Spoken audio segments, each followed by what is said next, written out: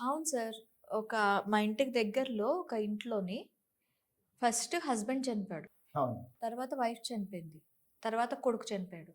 ముగ్గురు ఒక నెల గ్యాప్‌లోనే ఆ ఇంటికొచ్చిన నెల రోజులకి ఒక్కొక్కళ్ళు చనిపోయారు. ఆ ఇల్లు ఆ ఇల్లు ఎనర్జీ అట్లుందన్నమాట. అది మింగేసింది. తినేస్తది మరి. హ్మ్. అంటే దాన్నేమంటామంటే ఇల్లు యొక్క నెగెటివ్ పవర్స్ అంటాం. హ్మ్. ఈ నెగెటివ్ పవర్స్ ఏందంటే భూమి లోపల వాటర్ పోతుంటది భూమి హ్మ్. లోపల. హ్మ్. హ్మ్. మనమున్నాము భూమి పైన. అవును. భూమి లోపల ఖనిజాలున్నాయి, నిక్షేపాలున్నాయి, వాటరున్నది.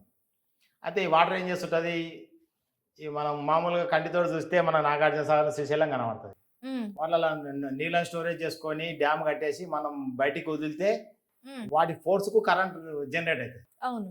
ఆ కరెంటే ఈ కరెంట్ మనకు కనబడుతుంది కంటికి. హ్మ్. భూమి లోపల కూడా వాటర్ పరిగెడుతుంటది.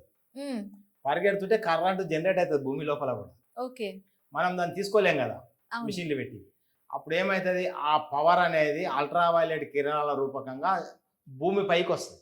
హుహు. వచ్చేసి భూమి పైన ఎవరమైతే ఆడ ఉంటామో వాళ్ళ మీద ఎఫెక్ట్ చూపిస్తది. ఓకే. అంటే అన్ని దగ్గరలో కూడా మరి నీరు అన్ని ప్రవహించాలి జగాల కదా! ఉండదుగా.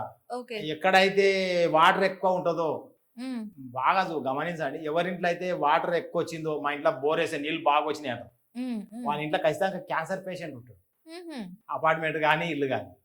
ఎక్కడైతే నీళ్ళు ఎక్కువుంటాయో అక్కడ అల్ట్రావైలెట్ కిరణాలుంటాయి. ఆ కిరణాలతోటి మన శరీరం ఎప్పుడు ఆ ఇంట్లో ఉన్నోళ్ళకు ఎఫెక్ట్ అయితది. ఎక్కడైతే జెయింట్లు కీలు ఉంటదో మోకాలు హ్మ్. గాని, జెయింట్లు గాని అన్ని కీళ్ళల్ల నొప్పులొస్తాయి. ఆ ఇంట్లో పోయిన 6 నెలల్ల.